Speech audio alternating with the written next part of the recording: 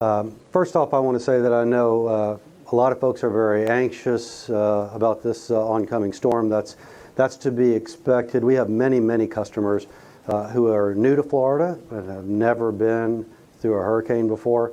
And I want all of you to rest assured, be assured that at FPL we're ready, we train, we drill for this, we prepare for this all year long, and we are ready to respond.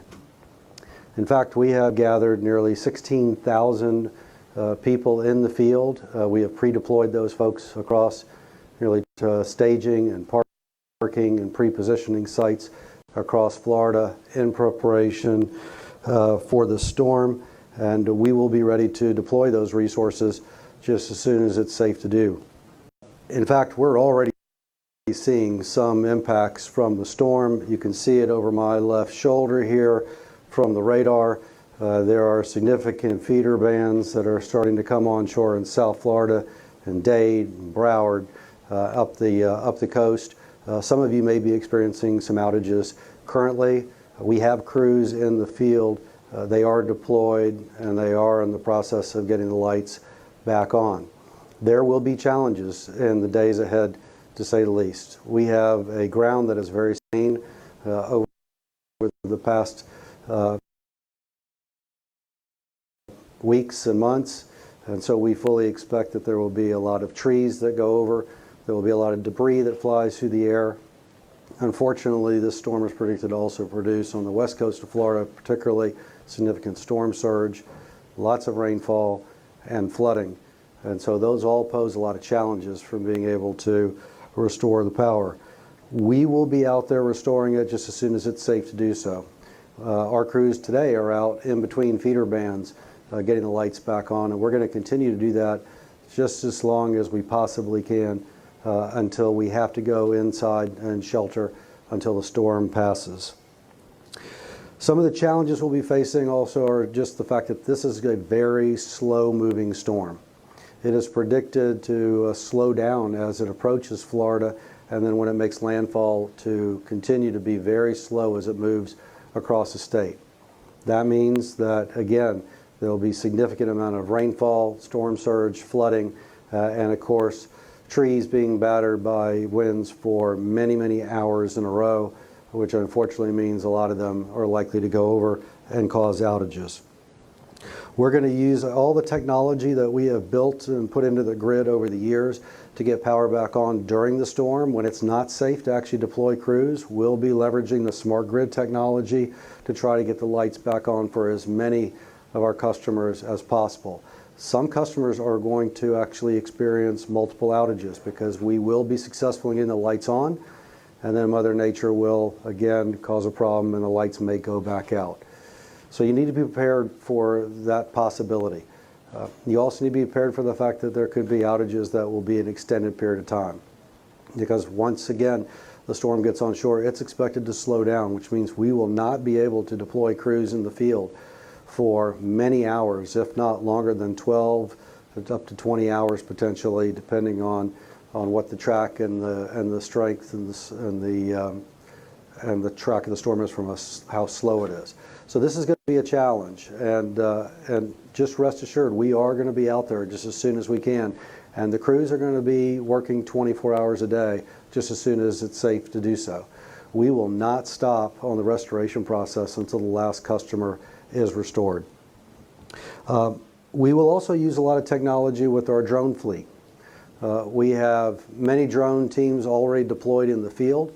We are prepared to fly those drones just as soon as the storm passes. That way we'll be able to do damage assessment just as quickly as we can and get information to customers as to when they can expect to get power restored. It's always one of the top and first questions we get: when's the power going to come back on? The truth is, while the storm is going, we don't know exactly when that's going to be, and it typically is going to take us about 24 hours to do a full assessment for us to understand, once the storm has passed the area, to understand how long it will take us to restore the power. That's because we have to understand what damage has been done, whether or not it is a restoration, or in some cases, whether or not we actually have to rebuild part of the system, which unfortunately, because of the strength and the size of the storm, is likely to be the case in some pockets. We may see tornadoes. We may see very strong pockets of damage, which cause us to have to actually rebuild the system, which will just take longer to do. That whole process that we go through on determining what needs to be done from an assessment standpoint, that's the first 24 hours, and as soon as we have that information, then we will pass that on to customers using our app, using our online resources, and of course, with the help from the media on being able to get that information disseminated to folks. Safety is our #1 and top priority. And I would ask all of you to keep that in mind for yourselves as well. It is imperative that you use this time right now to put your final plans in place for your families, your loved ones, your pets, and make sure that you have your plans in place and you implement those. Now is not the time to be out trimming trees, as an example. That time has passed. Anything now that's on the ground becomes a projectile. So I would ask you to finalize your plans, batten down your hatches, and be prepared to ride out the storm, and know that we will, as soon as it is safe, be out in the field restoring power 24 hours a day until the last customers are restored. A couple of other reminders. I would ask you to please stay off the roads. It is not safe to be out on the roads once the hurricane hits. High waters also make very damage. Do not drive through high water. And frankly, it helps us from a restoration standpoint to not have clogged highways and roads. We're trying to move a lot of equipment and a lot of trucks and a lot of people, and traffic congestion only adds to the length of time it takes to restore power. I would ask you also to please be mindful of high water. It's not safe to wade through it. You never know what's below it, including potentially down power lines that could be electrified. If you do see a downed line, assume that it's a power line. Sometimes it's not. It could be a communications line or a cable line, but you should assume it's a power line. You should assume it's energized, and you should stay away. Report it through 911 or call FPL for outage and report it, and we will take care of that. Please don't approach it. Please don't touch down power lines. If it is energized, it will kill you. And so please treat every line that you see down as a live downed power line. There's a lot of tips that we have at our website, including safety tips. I would encourage you to go to fpl.com and to read through those. Remind yourself, for those who have never been through a hurricane, some great resources there. Take advantage of it. And again, know that we're not going to stop until the lights are back on for everybody. We know this is going to be difficult, but we will all get through this together. And with that, I'm happy to answer any questions.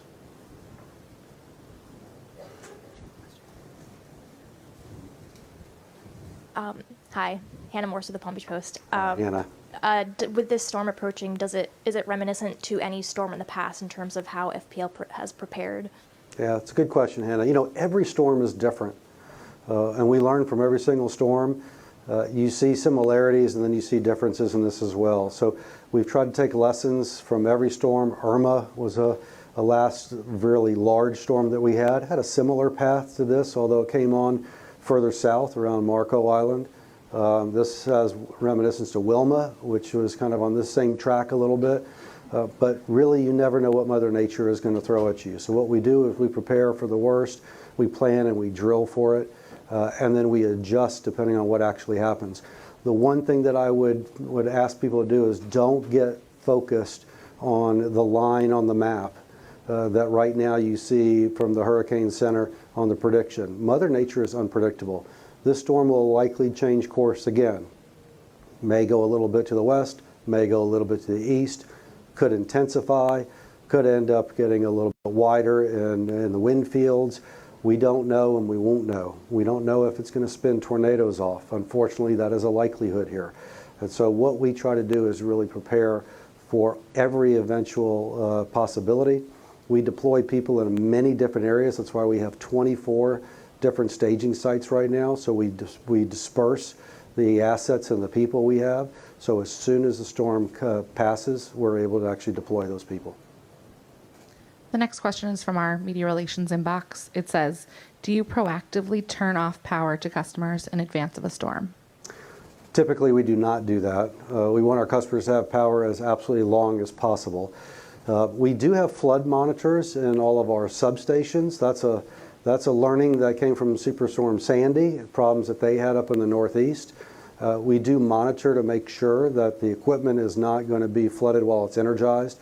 And so if there was super high water or a storm surge that was going to inundate a substation, before that was completely flooded, we would proactively then turn that off, and that would impact then probably several thousand customers. But that is under extreme circumstances, and we do that to protect the equipment and to make sure we can get it back up as quickly as possible.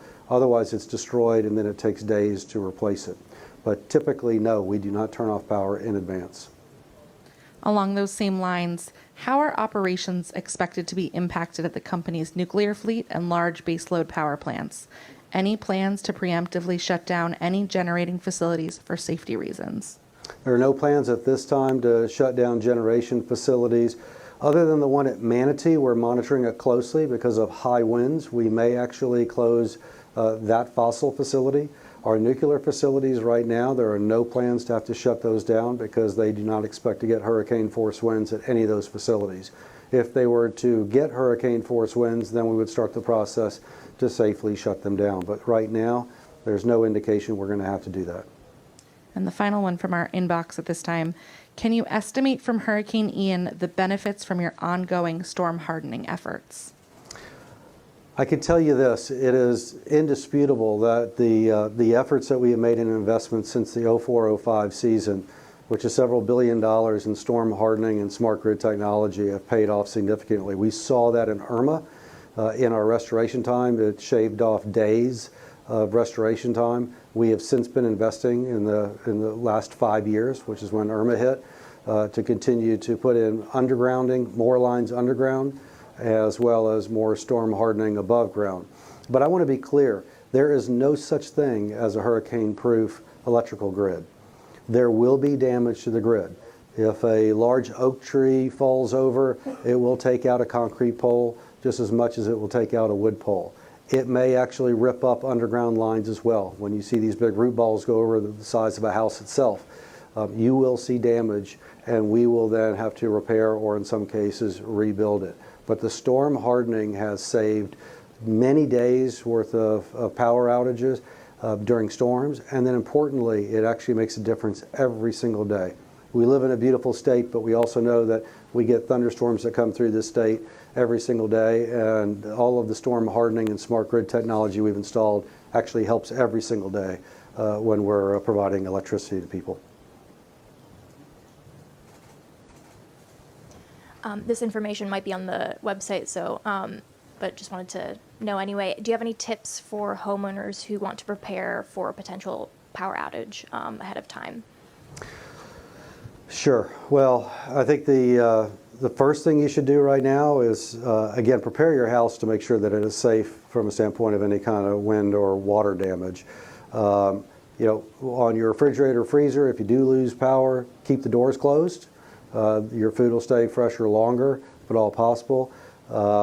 I would also make sure, depending on if you are on well water, make sure you have enough fresh water, because you may not be able to pump water out of your well if that's the case. And you know, really do prepare for several days of being without power.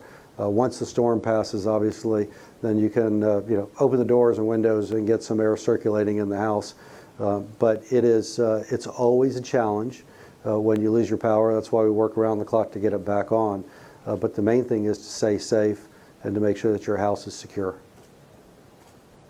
And if you have a backup generator, you know, obviously, please do not use, if it's a portable generator, do not use that inside the house. Do not put it inside the garage. Make sure it is outside in a well-ventilated area. And not close to any open windows either. Unfortunately, we see during long storm outages people who do not take that warning, and carbon monoxide can kill you and will kill you if you're exposed to it on a prolonged basis. So please, you know, follow the instructions and the safety instructions on portable generators. Do not operate them inside the house or close to the house. Any other questions? Thank you very much. Again, stay safe. Thank you for your understanding. We will be working around the clock. I promise you to get the lights back on, and we will get through this. Florida is ready for this. We prepare for this as a state and as a utility, and we will all get through this together. Take care and stay safe.